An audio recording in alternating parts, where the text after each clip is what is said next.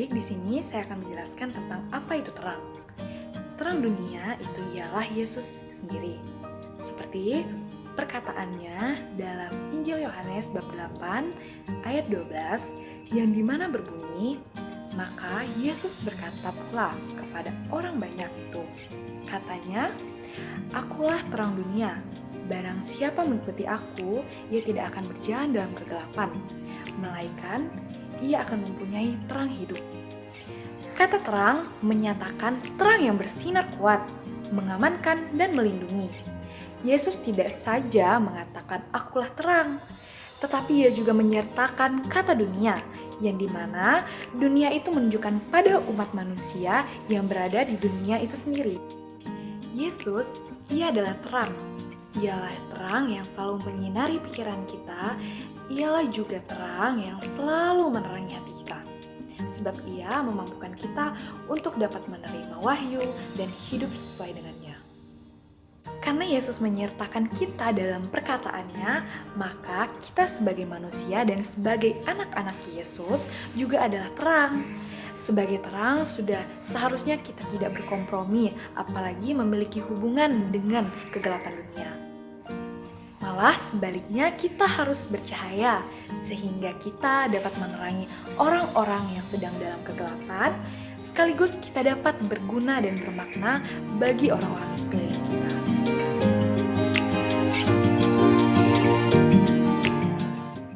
Makna terang dunia. Yesus adalah terang dunia. Maknanya yaitu menghilangkan kegelapan. Artinya menghilangkan kejahatan dan dosa yang timbul dari kebodohan, ketidaktahuan, curiga, dan kepentingan diri sendiri. Terang juga memiliki makna yaitu pengharapan. Pengharapan yang memberikan kita semangat dan energi untuk menjalani kehidupan kita, dan memberikan petunjuk bagi kita agar kita tidak salah melangkah di kegelapan atau menuju pada dosa-dosa.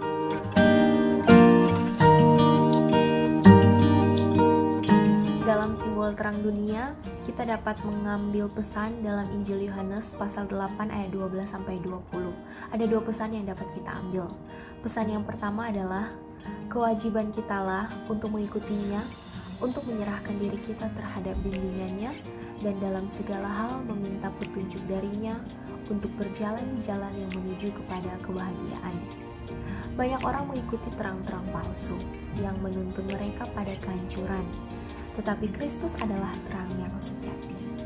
Tidaklah cukup hanya dengan melihat terang ini dan memandanginya saja. Kita juga harus mengikutinya, percaya kepadanya, dan berjalan di dalamnya. Sebab terang ini adalah terang bagi kaki kita dan bukan hanya bagi mata kita. Pesan yang kedua adalah kebahagiaan orang-orang yang mengikuti Kristus, bahwa mereka tidak akan berjalan dalam kegelapan. Mereka tidak akan ditinggalkan begitu saja tanpa diberi petunjuk-petunjuk di jalan kebenaran yang penting untuk menjaga mereka dari kesalahan yang menghancurkan. Dan mereka juga tidak akan ditinggalkan begitu saja tanpa diberi bimbingan-bimbingan di jalan kewajiban yang penting untuk menjaga mereka dari dosa yang membinasakan. Mereka akan diberi terang hidup, yaitu pengetahuan dan kesukaan akan Allah. Terang ini akan menjadi terang hidup rohani bagi mereka di dunia ini dan terang hidup kekal di dunia lain, di mana tidak akan ada maut ataupun kegelapan. Ikutlah Kristus, maka kita pasti akan berbahagia di dalam kedua alam itu. Ikutlah Kristus, maka kita akan mengikutinya ke surga. Yesus adalah terang dunia, gambar rupa Allah yang tidak kelihatan.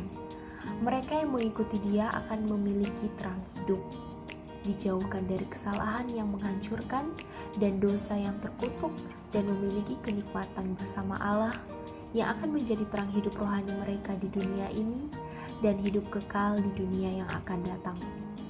Semua yang memiliki Allah sebagai Bapa pasti menemukan Dia yang melalui terang dunia.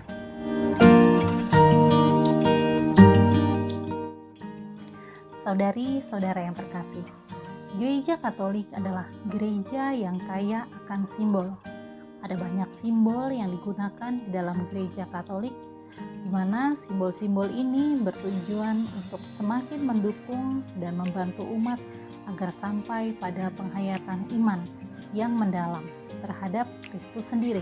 Di dalam gereja Katolik sendiri, Yesus Kristus diungkapkan melalui berbagai macam simbol. Salah satu di antaranya adalah simbol terang.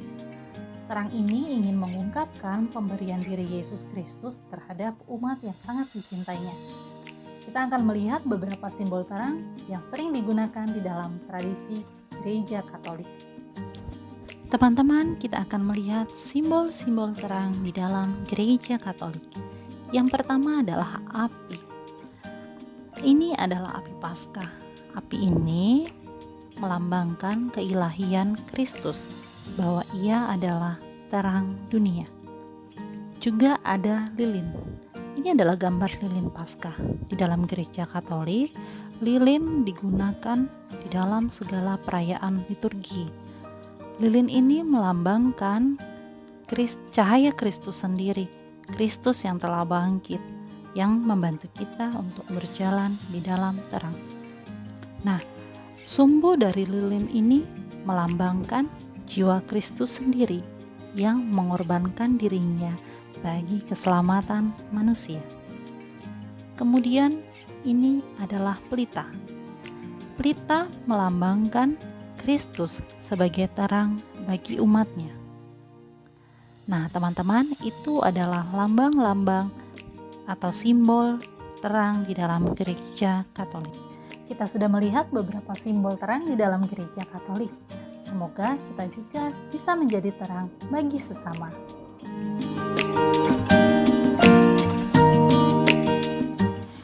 Untuk menjadi terang dunia, kita tidak perlu untuk melakukan sesuatu hal yang menyulitkan ataupun menyusahkan.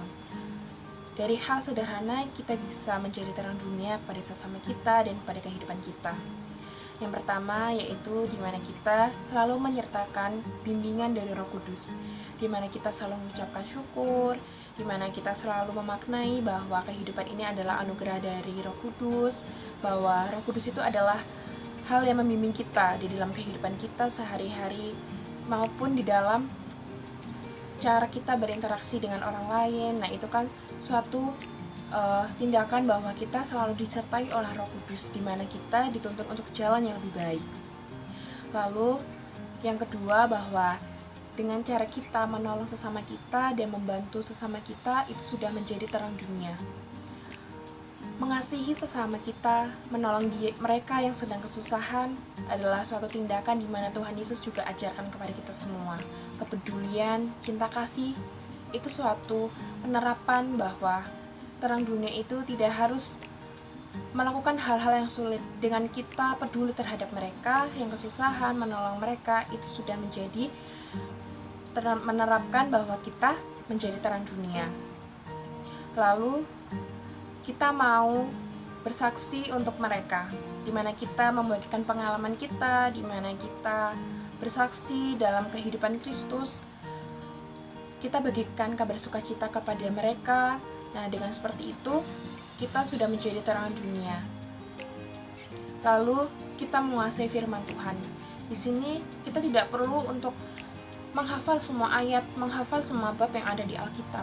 Namun, kita memaknai apa isi dan ayat yang ada di dalam Alkitab, kita terapkan, kita hayati, dan kita lakukan di dalam kehidupan kita lakukan kepada sesama kita juga menerapkan kepada Tuhan.